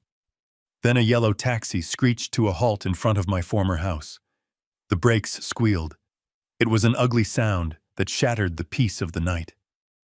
The back doors flew open. Brad and Megan stumbled out. They did not look like the confident power couple that had left for Las Vegas 3 days ago. They looked like wreckage. Brad's suit was rumpled and stained with something that looked like bourbon. His tie was loose, hanging around his neck like a noose. Megan was missing a heel on her left shoe. She was limping, holding her expensive purse close to her chest, as if it contained the last of her dignity. They were arguing. Their voices were loud and slurred, carrying through the crisp night air. "You said you had a system," Megan screamed. "You said double down on black was a guaranteed win." "Shut up," Brad shouted back. He slammed the taxi door so hard the vehicle shook. "I would have won if you had not distracted me." "You are bad luck, Megan. You have always been bad luck." The taxi driver did not wait for a tip. He did not even wait for them to clear the curb. He sped off, leaving a cloud of exhaust fumes in his wake. He knew trouble when he saw it. They were left standing on the sidewalk. Two broke gamblers with nothing but their suitcases and a hangover. "Let's just get inside," Megan whined. She was shivering. "I need a shower. I need to sleep for a week." Brad grabbed his suitcase. The wheels clattered loudly on the concrete driveway. He marched toward the front door with the aggressive, stumbling gait of a drunk man who is trying to prove he is sober. I can imagine him reaching into his pocket for his keys. I can imagine the frustration when his fingers fumbled with the metal ring. He pulled out the key to the front door, the key that had worked for 3 years, the key that represented his access to my money and my life. He jammed the key toward the lock. But there was no keyhole. Brad stopped. He swayed on his feet. He squinted at the door. Where the brass handle used to be, there was now a sleek black panel of tempered glass and steel. It was the biometric scanner Miller had installed. It was a monolith of rejection. "What the hell?" Brad muttered. He rubbed his eyes. He thought he was hallucinating. He thought the whiskey was playing tricks on him. He tried to jam the key into the space between the lock and the frame. Metal scratched against metal. "Open the damn door," he shouted. He kicked the wood. Megan hobbled up behind him. "What are you doing, Brad? Just open it." "It is broken," Brad yelled. He turned to her, his face red and sweaty. "The lock is gone. Someone changed the lock." "You are drunk," Megan said, pushing him aside. "Let me do it." She reached for the handle. She expected to turn it and walk into her warm living room. Instead, her hand met the cold, unyielding surface of the scanner. The panel lit up. A red ring pulsed in the center. It looked like a disapproving eye. "Access denied," a robotic voice spoke from the panel. The volume was calibrated to be loud. Megan jumped back. "What is that?" Brad was losing his temper. He was tired. He was humiliated. He had just lost $50,000 at the roulette table, and now his own house was mocking him. He dropped his suitcase. He made a fist. "Open up!" he roared. He pounded on the door with both hands. "I live here! Open this door right now!" He did not know it, but he had just triggered the first layer of the defense protocol. The vibration sensors in the door frame registered an impact of over 40 pounds per square inch. The system identified a hostile breach attempt. The reaction was instantaneous. Click, buzz. The floodlights mounted under the eaves snapped on. These were not soft garden lights. These were halogen security lamps with 5,000 lumens of brightness. They were designed to blind. The front porch was suddenly bathed in a white light so intense it felt like an interrogation room. Megan screamed and covered her eyes. Brad staggered back, shielding his face with his arm. "Turn it off," he yelled. "Turn off the lights!" But the house was not done. The second layer of the protocol engaged. The siren began. It was a high-pitched wail that rose and fell in a piercing rhythm. It was 120 decibels. It was loud enough to be heard 3 blocks away. It was a sound designed to induce panic and disorientation. Brad and Megan were trapped in a bubble of blinding light and deafening noise. They were shouting at each other, but they could not hear their own voices. Brad lost control. He picked up a decorative rock from the garden bed. "I will break you," he screamed at the door. He hurled the rock at the glass panel I had taped the note to. The rock bounced off the reinforced impact-resistant glass with a dull thud. It did not even leave a scratch. But it did trigger the final layer of the trap. The silent alarm at the police precinct turned red. Dispatch saw the code. Attempted forced entry. Home invasion in progress. Priority 1. Brad and Megan did not know the police were coming. They were too busy fighting the house. Brad was kicking the door again and again. Megan was crying, sitting on her suitcase with her hands over her ears. Then came the blue lights. They cut through the white glare of the floodlights. They danced across the front lawn. 1 cruiser, then 2, then 3. They screeched to a halt at the bottom of the driveway. Brad spun around. He was blinded by the headlights. He could not see who was there. He only saw silhouettes. "Get off my property!" he screamed. He was so drunk he thought they were the debt collectors from Vegas. "I will pay you next week." "Police," one of the silhouettes shouted. "Drop the weapon. Get on the ground. Now!" Brad was holding his shoe in his hand. He had taken it off to use as a hammer against the door. To the officers in the dark, it looked like a weapon. "I said get on the ground," the officer commanded. Brad did not drop the shoe. He took a step forward. "Do you know who I am?" he slurred. "I own this house. I am a victim here." That was the wrong move. 2 officers rushed him. They moved with the speed of men who deal with danger every night. One of them swept Brad's legs. He hit the grass with a heavy thud. The air left his lungs in a gasp. His face was pressed into the wet dirt of the lawn he refused to mow. His arm was twisted behind his back. The cold steel of handcuffs clicked around his wrists. "You are breaking my arm," Brad screamed. "I am going to sue you. I am going to sue everyone." Megan tried to stand up. She tried to run toward him. "Brad," she wailed. "Ma'am, stay where you are," a female officer yelled, pointing a taser at her. "Hands where I can see them." "I live here," Megan sobbed. "I am Megan Reeves. This is my father's house." The officer did not lower the weapon. "We have a report of a break-in at a property owned by Red Shark Holdings. The owner is not listed as Reeves. Now get on your knees and put your hands behind your head." Megan froze. The name hit her like a physical blow. Red Shark Holdings. She looked at the house. She looked at the blinding lights. She looked at the black door that refused to open. She slowly sank to her knees. Her designer dress was soaked in the mud. Her expensive purse lay open on the grass, spilling lipstick and maxed-out credit cards onto the ground. The siren finally cut off, leaving a ringing silence in the air. The only sounds were the heavy breathing of the officers and the sobbing of my daughter. I imagined the neighbors were watching from their windows. I imagined they saw the flashing lights and the handcuffed couple being dragged toward the squad cars. They probably shook their heads. They probably thought it was a tragedy. But I knew the truth. It was not a tragedy. It was a correction. The officer pulled Brad to his feet. Brad was crying now. The alcohol was wearing off, and the reality was setting in. "Check the door," he pleaded. "Just check the door. My key works. I swear it works." The officer looked at the door. He looked at the sleek black biometric lock. He looked back at the cheap metal key in Brad's hand. "That key does not fit that lock, son," the officer said. He shoved Brad into the back of the cruiser. Brad hit his head on the doorframe. He slumped against the seat, defeated. Megan was placed in the second car. She pressed her face against the window. She was looking at the front door.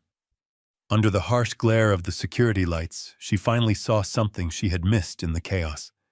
She saw the white piece of paper taped behind the glass.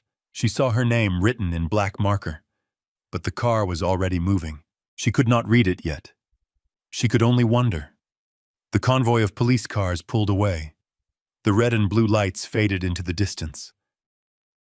The house stood silent again. The floodlights turned off automatically, returning the porch to darkness.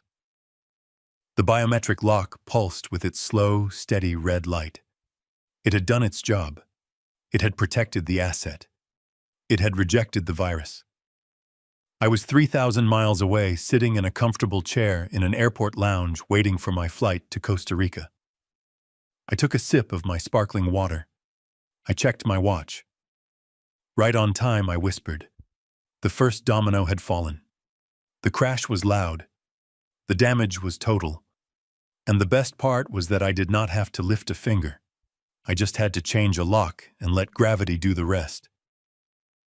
The back of a police cruiser is a cold and unforgiving place. It is designed to strip away your ego.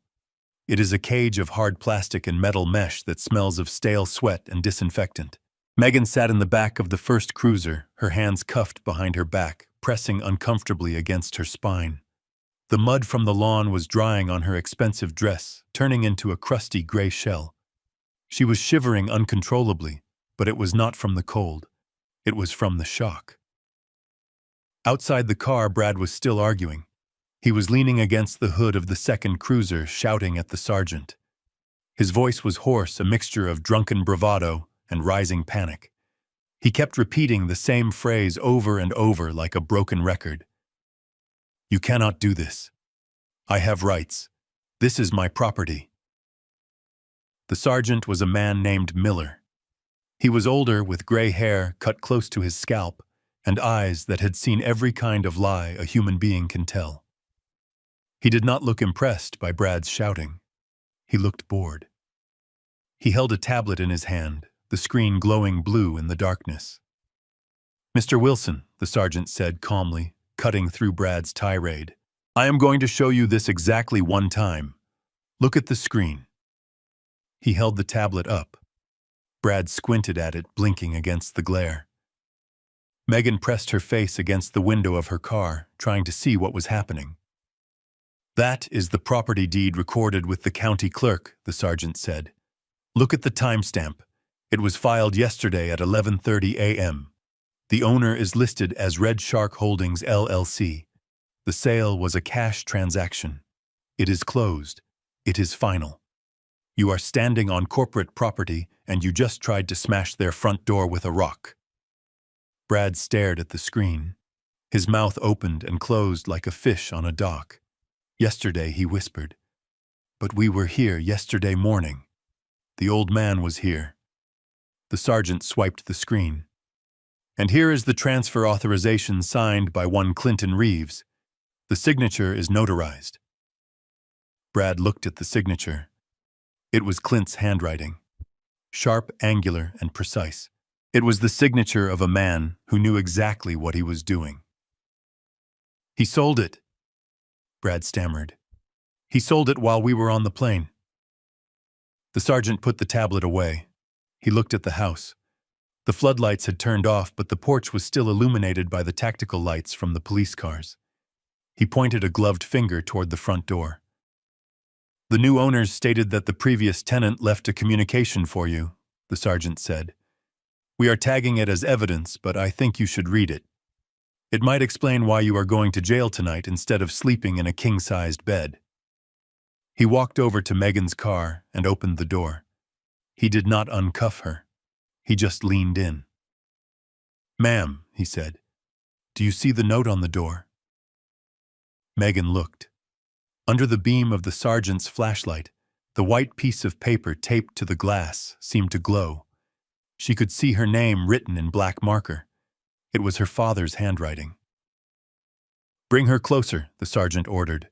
Another officer grabbed Megan's arm and guided her out of the car. She stumbled, her legs numb. They walked her up the driveway. The gravel crunched under her broken shoe. Every step felt like a march to the gallows. They stopped at the bottom of the porch steps. The sergeant shone his light directly on the paper. "Read it," he said. Megan squinted. Her eyes were swollen from crying. She started to read. At first, the words were just ink on paper. But as her brain processed them, they turned into a voice. It was her father's voice. Not the weak, trembling voice he had used for the last month, but the cold, commanding voice of the auditor. The voice of the man who used to put criminals in prison. To Megan and Brad, the letter began. "I know about the Bluetooth." Megan stopped breathing. The air trapped in her lungs turned to ice. The Bluetooth. The garage. The conversation she had with Brad about the nursing home. He had heard it. He had heard every word. She read on. "I know you plan to put me in the state wing of Sunset Pines. I know you plan to sell my home to pay for your gambling debts. I know you think I am a senile old man who can be discarded like trash." Megan felt a wave of nausea. He knew. He had been playing them the whole time. The dinner, the signing of the papers, the smile as they left for the airport. It was all a performance. But the next paragraph was the one that made her knees buckle. "I also know about the blue pill." Megan let out a small whimper. Brad, who had been dragged up beside her, went rigid. "I know you swapped my heart medication for Halcyon," the letter continued. "I know you wanted to sedate me so I would not interfere with your open house. Attempted poisoning of an elderly person is a serious crime, Megan. I did not take the pill. I gave it to the ficus tree in the kitchen. You will find the dead tree on the island. The police can analyze the soil if they need further evidence for the indictment." Megan stared at the words. Indictment. Poisoning. This was not just a family dispute anymore. This was a felony. He had evidence. He had the pill. He had the tree. She looked at Brad. His face was the color of ash. He understood what this meant. They were not just homeless. They were looking at prison time. The letter ended with a final brutal blow. The money from the house sale is in an irrevocable trust for Leo. You cannot touch it. The credit cards you opened in my name have been reported as fraudulent. The bank knows it was you, Brad. They have your IP address. Enjoy the night. Clint. Megan stared at the signature. It was just a name, but it felt like a judge's gavel slamming down. She looked up at the sergeant. He was reading the note too over her shoulder. He let out a low whistle. That is a lot of probable cause right there, the sergeant said. He looked at Megan with a new expression. It was not boredom anymore. It was disgust. You tried to drug your own father. No, Megan whispered. It was just to help him sleep. He was confused. You have the right to remain silent, the sergeant said, cutting her off. And I suggest you use it. Because based on this note, your father is not confused. He is 5 steps ahead of you. Brad started to struggle. He pulled against the handcuffs. This is a setup, he screamed. The old man is crazy. He is lying. The sergeant nodded to the other officers. Get them out of here. Book them for trespassing and breaking and entering. And get detectives on the fraud and assault charges in the morning. The officers grabbed them. Megan was dragged back toward the car. She twisted her head, looking back at the house. The note was still there, taped to the glass. It was the only thing left of her father. A white flag of surrender that she had forced him to wave. But he hadn't surrendered. He had detonated the bridge while they were still standing on it. As the police car door slammed shut, trapping her inside, Megan realized the true horror of her situation. She was broke. She was homeless. She was facing criminal charges. And the only person who could have saved her, the only person who had always saved her, was the man she had tried to destroy. She leaned her head against the cold window and screamed. It was a silent scream lost in the back of a police cruiser speeding toward a jail cell. The house grew smaller in the rearview mirror, a fortress of justice standing silent under the moon. And somewhere far away, she knew her father was sleeping soundly for the first time in years. The back of a police car is soundproof to the outside world, but inside it is an echo chamber for panic. Brad sat slumped against the plastic seat, his hands cuffed behind him, his forehead resting against the metal mesh that separated him from the officers in the front. He was sobering up fast, and with sobriety came terror. The officer driving the cruiser was not in a hurry. He was filling out paperwork on a laptop while the car idled in the driveway. The red and blue lights were still flashing, painting the neighborhood in a chaotic disco rhythm. Then Brad's phone rang. It was in his jacket pocket. The jacket he was still wearing even though his hands were cuffed. The ringing was loud and insistent. It was a default ringtone, but to Brad it sounded like a funeral dirge. The officer in the passenger seat turned around. You want to get that? He asked sarcastically. Oh, wait, you can't. Brad's face went pale. Please, he begged. Please answer it. It might be my lawyer. The officer sighed. He reached over the seat and fished the phone out of Brad's pocket. He looked at the screen. Caller ID says Big Tony, the officer said, raising an eyebrow. Is that your lawyer, son? Sounds more like a pizza guy or a loan shark. Brad started to hyperventilate. Don't answer it, he whispered. Just let it ring. But the officer pressed the speaker button. Hello, the officer said cheerfully. This is Officer Miller of the Seattle Police Department. Who is this? There was a long silence on the other end. Then a voice spoke. It was deep, calm, and terrifyingly professional. Officer Miller, I seem to have dialed the wrong number. I was looking for Mr. Wilson. Mr. Wilson is currently indisposed. Officer Miller said, looking at Brad in the rearview mirror. He is being transported to the precinct for booking on charges of trespassing and breaking and entering. Can I take a message? Another pause. Tell Mr. Wilson that his grace period expired at midnight, the voice said. Tell him that assets are being liquidated as we speak. Click. The line went dead. Brad let out a moan that sounded like a wounded animal. He slammed his head against the window. No, no, no, he sobbed. They are going to kill me. They are going to kill me. In the second cruiser parked right behind them, Megan was watching her husband unravel. She could not hear the phone call, but she could see Brad thrashing against his restraints. She saw the terror in his eyes. Suddenly, the officer in Brad's car opened the door. He leaned in. Your friend Tony seems upset, he said. He mentioned liquidating assets. Care to explain? Brad looked at the officer. Then he looked out the window at Megan. His eyes were not full of love anymore. They were full of hate. Pure, unadulterated hate. It is her fault, Brad screamed. His voice was muffled by the glass, but Megan could read his lips.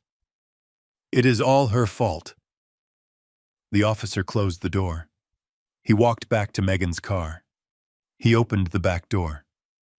Your husband seems to think you are to blame for his financial troubles, ma'am, the officer said. He is saying something about a plan you cooked up, something about you guaranteeing the money. Megan felt a cold knot in her stomach. Brad was turning on her. Of course he was. He was a coward. He is lying. Megan said, her voice trembling. He is the one with the gambling problem. He is the one who owes money to criminals. Suddenly, the door of the first cruiser flew open. Brad had managed to kick it with his legs. He tumbled out onto the driveway, landing hard on his shoulder.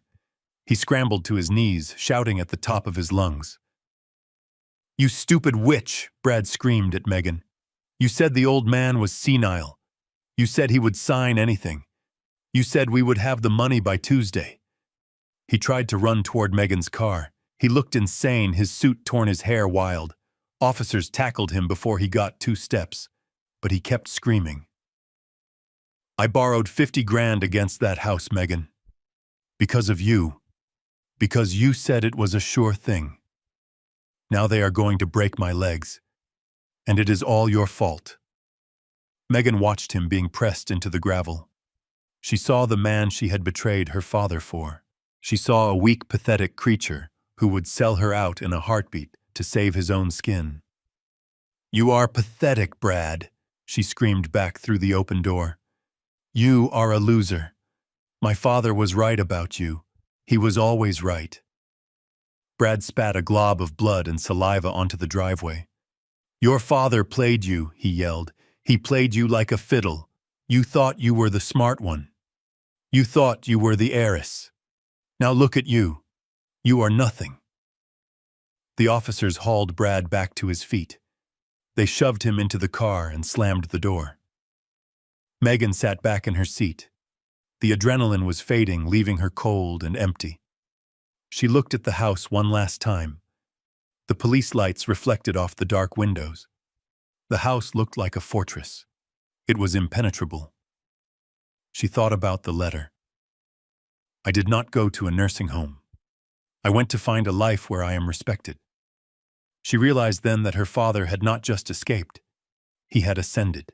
He had risen above their petty greed and their toxic maneuvering. He was gone, and he had taken his dignity with him. The convoy started to move. The tires crunched on the gravel. Megan watched her childhood home disappear into the darkness. She was alone. She was handcuffed. She was broke. And somewhere in the city, a man named Big Tony was looking for his money. The dominoes had fallen, and Megan was buried under the rubble. 1 week later, I sat at the head of a long mahogany table in Harold Solomon's conference room. The air conditioning was humming a low, steady drone that sounded like a waiting room for purgatory. On one side of the table sat Harold and me. On the other side sat Megan, Brad, and a lawyer they had hired from a billboard advertisement. His name was Mr. Green, and he wore a suit that was 2 sizes too big and smelled of cheap cologne. Megan looked like a ghost. Her hair was pulled back in a severe bun, and she wore no makeup. The circles under her eyes were dark bruises of exhaustion. She had spent 2 nights in jail before making bail, and the experience had stripped away her arrogance. Brad sat as far away from her as possible. His arm was in a sling from where he had fallen on the driveway. He refused to look at me. He refused to look at Megan. He just stared at the pitcher of water in the center of the table as if he wanted to drown in it. Mr. Green cleared his throat. He shuffled a stack of papers that looked impressive but meant nothing. "We are here to discuss the illegal seizure of my client's assets," he began. His voice was nasally and irritating. Mr. Reeves took advantage of his position as a trustee to liquidate a property that was promised to my client. Furthermore, we contend that Mr. Reeves was not of sound mind when he executed the sale. We are filing a motion to annul the sale and return the funds to the joint estate. I looked at Harold. He was leaning back in his chair, cleaning his glasses with a silk cloth. He looked like a panther watching a mouse try to explain why it should not be eaten. "Are you finished?" Mr. Green, Harold asked softly. Mr. Green puffed out his chest. "We are also seeking damages for emotional distress and false imprisonment due to the incident with the security system. We want the $800,000 returned immediately, plus punitive damages." I laughed. It was a short, sharp sound. Mr. Green glared at me. "You find this funny, Mr. Reeves?" "I find it adorable," I said.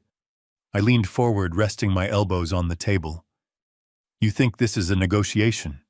You think you have leverage? You have nothing." Harold put his glasses back on. He opened a black folder that had been sitting in front of him.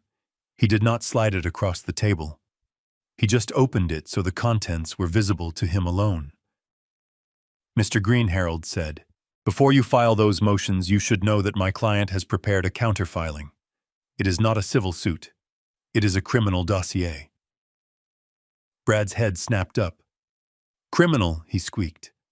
Harold pulled out a photo. It was a picture of the text messages from Brad's burner phone, the ones from the woman named Candy. "Exhibit A," Harold said. "Proof of infidelity and conspiracy to defraud a senior citizen." Brad: "You were borrowing money from loan sharks based on the promise of selling a house you did not own. That is called fraud by deception." Megan turned to look at Brad. Her eyes were wide with betrayal. "You told me it was for business," she whispered. "You told me the loans were for the startup." Brad shrank into his chair. He did not deny it. Harold pulled out a second document. It was a lab report from a private toxicology firm. Exhibit B. Harold continued. "This is the analysis of the soil from the potted ficus tree found in the kitchen of the former residence. The soil tested positive for a lethal concentration of triazolam." The room went dead silent. Mr. Green stopped shuffling his papers. He looked at the report. Then he looked at his clients. He saw the color drain from Megan's face. He saw the way her hands started to tremble. He realized in that moment that he was not representing victims. He was representing potential murderers. Harold looked directly at Megan. "Attempted murder via poisoning carries a sentence of 20 years to life in this state. We have the pill bottle. We have the soil. We have the motive." Megan started to cry. It was a silent, terrified weeping. "I didn't mean to hurt him," she sobbed. "I just wanted him to sleep. I just wanted the house." Mr. Green closed his briefcase. "I cannot represent you in a criminal matter," he said, standing up. "I am a civil attorney. This meeting is over." "Sit down," Harold commanded. His voice cracked like a whip. Mr. Green sat down. He looked terrified. "We are not going to the police," Harold said. "Not yet. My client is a generous man. He is offering you a deal." I watched them. I watched the hope flicker in their eyes. They were rats in a trap looking for the piece of cheese. "What deal?" Brad asked. His voice was hoarse. I spoke for the first time. I looked at Megan. I looked at the daughter I had raised, and I saw that there was nothing left to say. But there was someone else. "Leo," I said. Megan wiped her eyes. "What about Leo?" "You are unfit parents," I said. "You are gamblers. You are thieves. You are attempted murderers. You are dragging that boy into a life of debt and instability. I will not allow it." I slid a document across the table. It was a single page. Simple. Brutal. "You will sign full legal custody of Leo over to me," I said. "You will waive all parental rights. You will agree to a restraining order preventing you from coming within 500 feet of him or me." Megan gasped. "You want to take my son?" "I am saving your son," I corrected her. "And in exchange?" Brad asked. He was leaning forward. He did not care about the boy. He cared about his own skin. "In exchange," I said, "I will destroy the soil sample. I will delete the photos of the text messages. I will not press charges for the credit card fraud. I will not send you to prison." I looked at Brad. "You can walk out of here today free. You will be broke. You will have to deal with your loan sharks on your own. But you will not be in a cage." Brad grabbed the pen. He did not hesitate. He did not look at Megan. He did not ask about visitation. He just wanted out. "Where do I sign?" he asked. Megan grabbed his arm.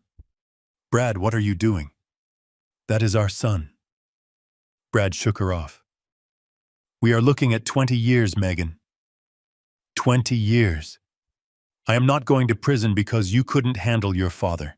Sign the paper. We can have another kid. We can't have another life." I watched the realization hit Megan. She saw her husband for what he was, a coward. She looked at me. She looked for mercy. "Dad, please," she whispered. "Don't do this. I am not your dad," I said coldly.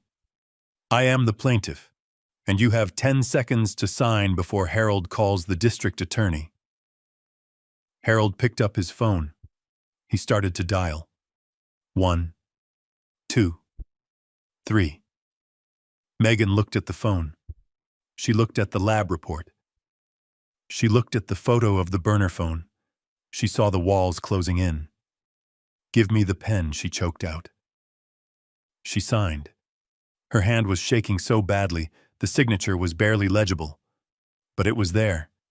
She had traded her child for her freedom. She had proven my point better than any argument could. She loved herself more than she loved her son. Harold took the document. He checked the signatures. He stamped it with his notary seal. "It is done," Harold said. I stood up. I picked up the document. I did not look at them. "Get out," I said. Megan stood up. She looked small and broken. "Can I say goodbye to him?" she asked. "Can I just tell him I love him? If you loved him, you would not have tried to kill his grandfather for a down payment on a Porsche," I said. "Get out." They left the room. They walked out into the hallway, and I heard them start arguing before the elevator doors even closed. They would blame each other for the rest of their miserable lives. They would act like victims. But they would never hurt Leo again. I walked to the window and looked out at the city. I felt a weight lift off my chest. It was not happiness. It was relief. "You know," Clint Harold said, closing the file, "you gave up a lot of leverage. You could have put them away for a long time." I turned to my friend. "I did not want justice, Harold. I wanted a future. I bought Leo's freedom for the price of my silence. That is a bargain." Harold nodded. He understood. He handed me the file containing the custody papers. "So what now?" he asked. "Now," I said, taking the file, "I go pick up my son." I corrected myself. my grandson. But in my heart, I knew he was my son now. I would raise him to be a man of honor. I would raise him to know the value of $1 and the value of a promise. And I would make sure he never ever became someone like his parents.